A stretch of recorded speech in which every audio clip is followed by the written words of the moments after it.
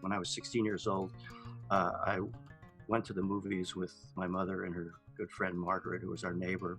And the movie we saw was Cactus Flower. And that was Goldie Hawn's debut.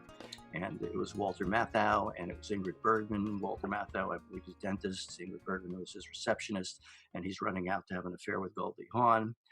And when I came out of that movie, I just knew I wanted to be a doctor. Now, on the surface, I thought, because I want to be the boss, I can run out and have an affair with Goldie Hawn. I don't have to explain myself. Just handle all my calls, change my appointments. So that was kind of superficial. But I don't think it was really that. It was just this inherent knowing. Okay, so fast forward, and I go to State University of New York, and I'm in pre-med program. And my first year, I'm looking at some of the courses in the catalog, and there's one that really interested me. It was called Dictators, Demagogues, and Extremists. How do people like Mussolini, like Hitler, like Roosevelt have such an influence and make such a difference on history? And I thought, oh, I'd really want to do that. And then I read, oh, you have to do a class. You actually have to pick somebody and do a whole class presentation. I'm like, I'm not doing that. I get in front of that group. I believe the Book of Lists says the number one fear is speaking in front of groups. Number 2 is being burned alive. So, Oh, wow. Pass the gas can and the matches, but I'm not getting up there, right? Okay. So now fast forward to my junior-ish year.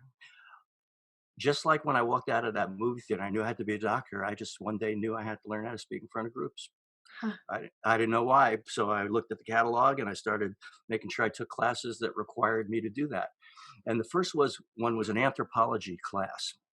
And it was in one of those IRA's big auditoriums. So there's like 100 people in the class or whatever. And you got an assignment for one group of people, and you had almost like a Cliff Notes type book. It was that thin and that paperback that explained everything about them. And you had to do a report in front of them. So I remember when I did this one very obscure tribe somewhere in South America that I'd never heard of before. And I was wearing my overalls because I could feel really comfortable then, and I had my hands in here. And I went through the presentation, and this tribe was kind of strange because they didn't really have any religion. They didn't really have a lot of rituals. They didn't really have artwork. They didn't really make pots or pictures. I mean, when you went down the list, they were like nothing. And I said, the only ritual they actually have is that when your sister goes out with her first boyfriend, you need to beat up the boyfriend. Oh my gosh. Yeah. And the whole place broke up in laughter. And I wasn't trying to be funny. That was true with this tribe. That was the only thing they did that was like consistent.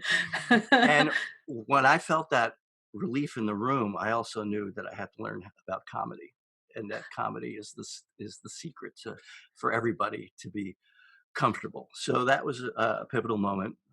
So now we fast forward, and I graduate, and I went straight through from kindergarten all the way through college nonstop, and I just kind of like I had enough. I mean, I was a good student in that I never caused trouble. I just kept my head down, get my stuff done.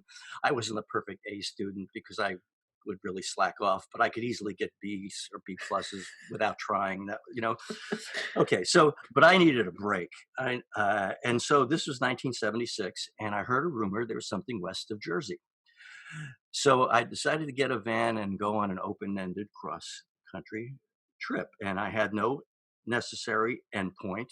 It was with my girlfriend at the time. We had enough money, and we decided to start our trip in Vermont at the home of her former roommate, who was always a really good buddy of mine. We had a sister-brother relationship. She'd call me brother. I always call her sister and such.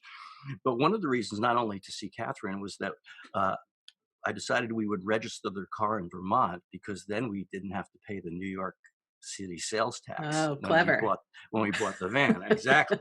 Yeah, that was the evil plan. All right.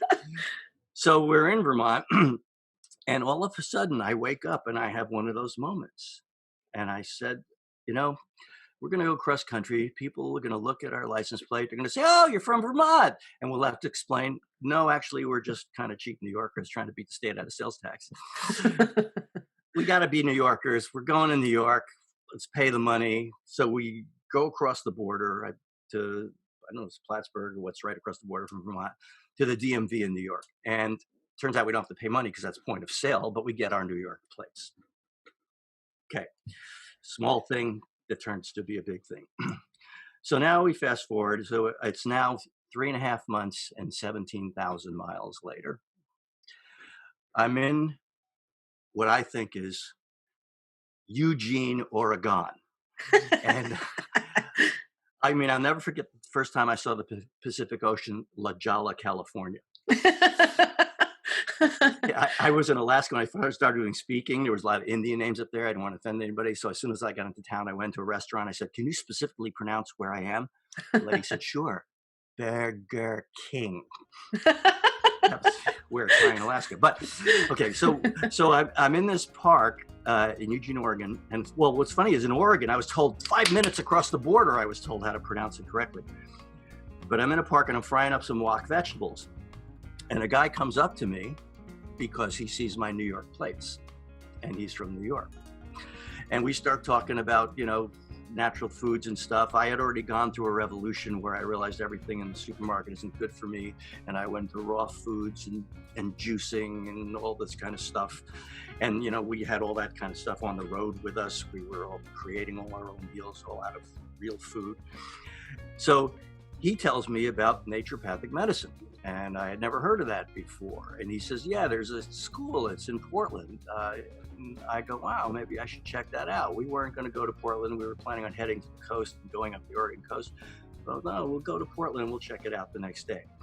So I arrive in Portland and I go to this school and they say, who are you? And, I got real scruffy. I mean, I've been on the road for 3.5 months living in my van, right? I can only imagine the amount of facial hair and, yes, and exactly. hair in general. Oh, yeah, my hair was like your out huge there curly hair in the 70s. Okay, so they say, oh, well, let's get you Steve Sandberg Lewis because he was from New York. So they figure he could relate to me. And he's taking me on this tour and telling me about this. And I can't believe it. It's like, seems perfect. It's exactly, I mean, it's the crossroads of all that health and diet that I've been paying attention to. And at the same time, medicine and prevention and wellness. But I'm thinking, I'm from New York. I never heard of this before. It's got to be bullshit. How could this be? Right? If I didn't hear of it, I know everything. I'm from New York.